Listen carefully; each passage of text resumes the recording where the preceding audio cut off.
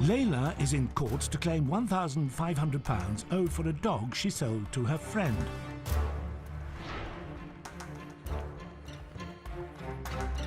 Defendant Louise says she rehomed the dog to help Layla out, and as she has also given her hairdressing services for free, she should not have to pay.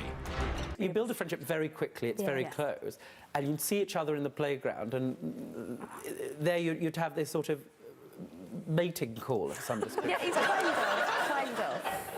kind of. It's just joking.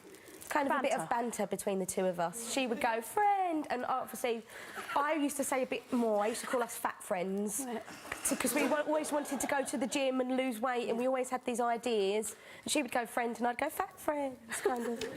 So you'd scream each other friend, and somebody would call the other person fat. Yeah. I'm trying to understand, really, to some extent, what this has done to both of you and your friendship. We no longer see each other as much as we used to go to coffee. Every Wednesday, I would see her and her mum. We would go for breakfast. She'd come You didn't just become friendly with Louise, you became friendly with her family. Yeah. How much did you agree to pay for the dog? We agreed the total amount would be £1,500. Now, that's a lot of money. Yeah. Now, at the time, you knew Louise was in part-time work. She had I'm not working college. At college, she was a full-time student. What else? You were presumably in receipt of some public assistance. Yes. Not much free income. How did you think she was going to pay? Well, how do you think she was going to pay £1,500? we agreed to do monthly instalments, and I'm on a limited income, and I personally... You didn't pay for this dog? No, I didn't, because I had about 2 weeks to raise the money. But if someone said to me, you can pay for the dog over a period of time, I would have moved heaven and hell to make sure I had that. You agreed the price of £1,500. You agreed a payment plan. Not just that, but you also put it in writing, didn't you? To kind of show to my partner that she was doing it in good faith, because he was unconvinced that she was going to actually make the payments. Why was he unconvinced? Just because he doesn't trust people. He just thinks you shouldn't mix money and friends and... Say that again? Shouldn't mix money and friends. I didn't hear. Shouldn't mix money and friends, Judge. Here he is. Oh, is he friendly? Yeah.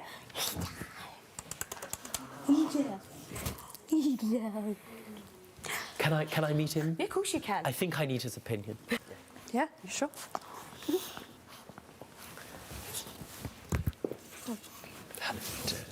Talking. No. He'll stay here for... Can you stay here? Don't bite me, dear. Now, this is Rollo. I have mine in my chambers today. I might just take the opportunity to ask him his opinion. Oh yes, definitely. On the matter. Definitely. Yeah, let's see what Rocco has to say about this matter.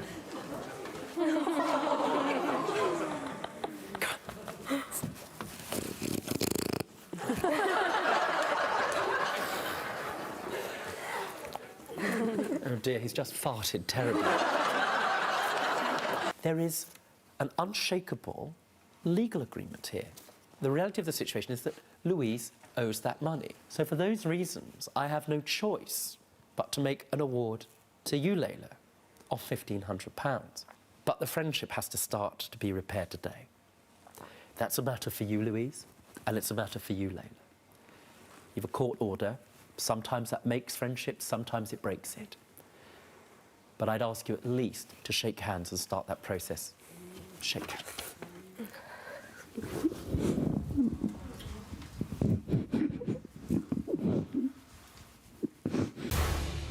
Mark is in court to claim £249 for the cost to replace a video camera which was damaged on location.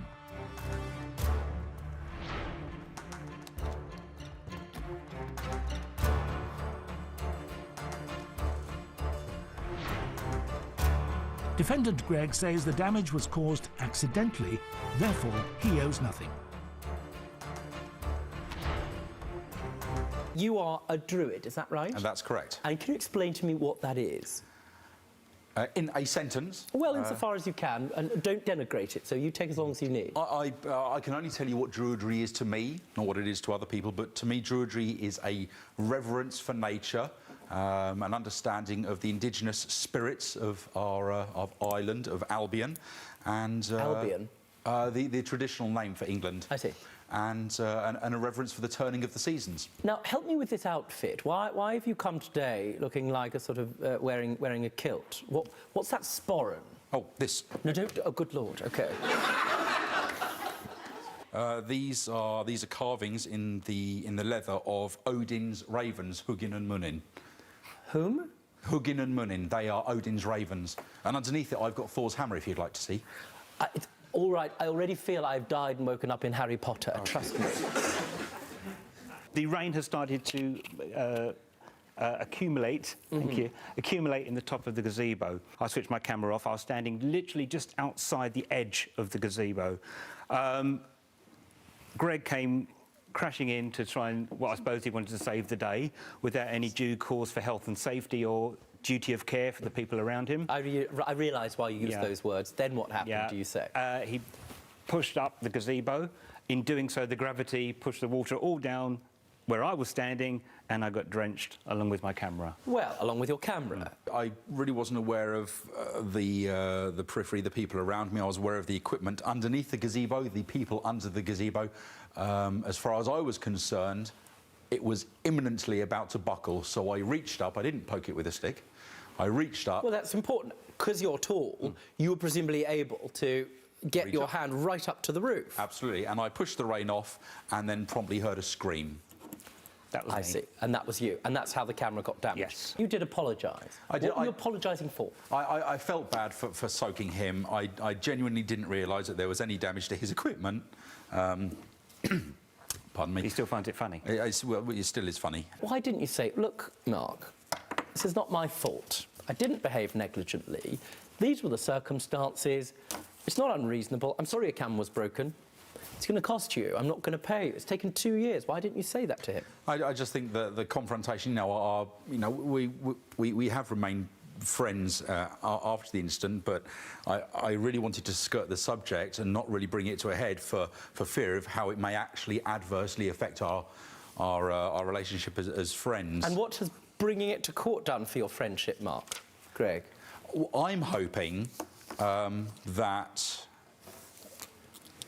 you will rule in my favour to show that my actions were what any reasonable person would have done.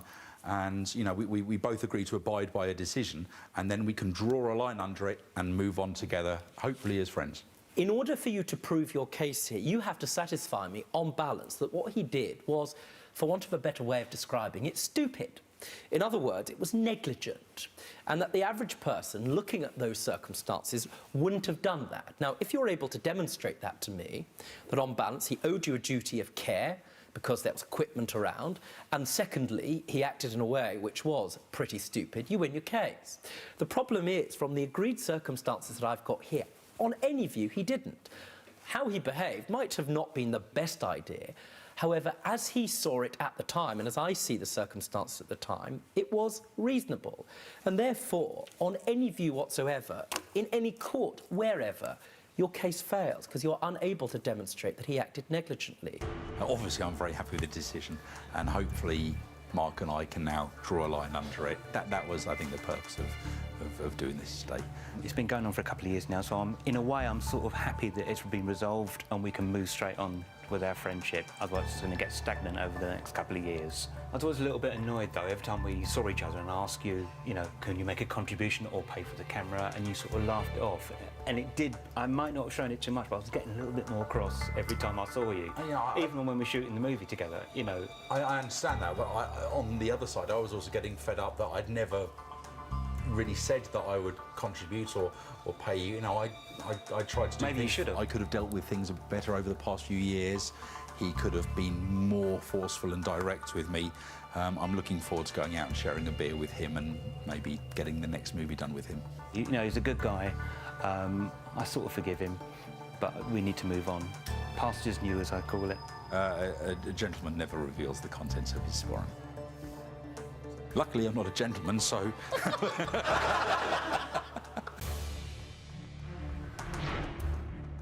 Lee is in court to claim £2,700 for one of his paintings, which his friend damaged beyond repair.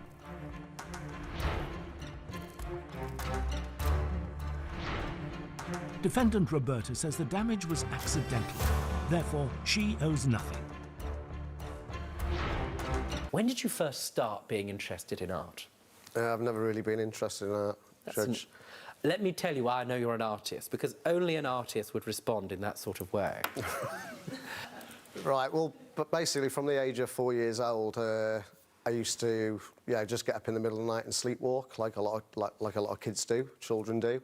Where I'm different is I used to get up and use my school crayons or pencils and start scribbling on the walls. Even my old school books, and my favourite place used to be under the stairs at my parents' house, and I'd sit there for maybe an hour. This is, just to be absolutely clear, this you would do the entire time whilst you were not conscious. Asleep, yeah. The work that you've made has attracted the interest of significant galleries in London and, in fact, it's true to say, across the world. That's correct. At some point, you were going to have a very important display of your work, correct? That's correct. How important was this particular show for you? Extremely important, because the world's media were attending. What work do you do? I head up complaints, so I deal with the grumpy ones. You deal with grumpy people? Yes, all the time. Who complain about insurance? Ugh, pensions. Pensions. I can't work out whether you are actually genuinely cheery, because you approach, let me tell you, you approach this case as if you've been mugged by a Care Bear. What's the point of being angry? There's no point in being angry. You can't cry over spilt wine. You might as well just get on, chin up, and just deal with it. So I was having drinks, walking around, looking at the art, trying to figure out what some of the pieces were and what they meant. And we came to Lee's piece, which is here. And for some strange reason, out the corner of my right eye, I can just see it drooping. Like, just being droopy, like a bit ski-whiff to the side. So I thought, if this falls, wreak havoc. So I look at the painting, can see it's a bit ski-whiff, so I go to put it upright, or to see if it is upright, just to check it. But as I'm not thinking, because I've had those vinos, I've still got the glass of red wine in my hand. So I'm trying to hold that, as women try to multitask and hold things, hold the glass, whilst trying to pick the piece of paper back up, and with that hand, there, and then just went. How did you react, Lee? Well, Roberta came up to me and said, "I'm so sorry.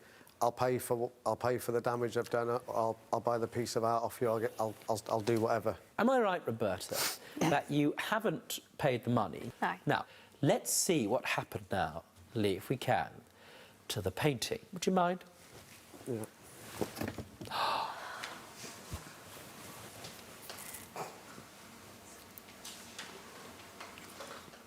It's destroyed, right? I mean, is there any way of salvaging any part of that? You can't, can you? No.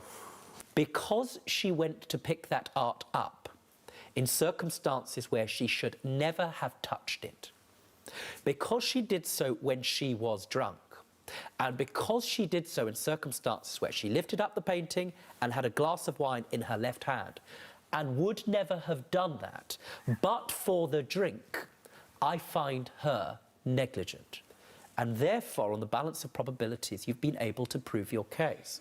So to that extent, you're entitled to the value of the painting. You don't seek the market price of that painting, but the value of the painting as it was in the catalogue, which was £2,700. This court awards you £2,700. I think the judge has come to the right decision, and obviously it's worked out great for myself. I think Lee did deserve to put his argument forward, but I think in my end of things, maybe forgiveness should have been there as well. You don't realise how much it does hurt, because I think if you're meant to be a good friend, and I know part of you says, "Oh, I should let you off," but at the same time, you know my work and how much it means to me, and I would have thought, as a friend, you would have at least even said to you, "You can pay me monthly," and you still said yes, but you never did. Hopefully it's taught her a lesson that even though I'm just an artist, it is my job, and I hope that she'll appreciate that and eventually understand where I've come from. When I heard the original price of Lee's painting, when he had told me, I was gobsmacked for how much it was. I'm happy to put it behind me now. I am truly all sorry. right? OK, apology accepted.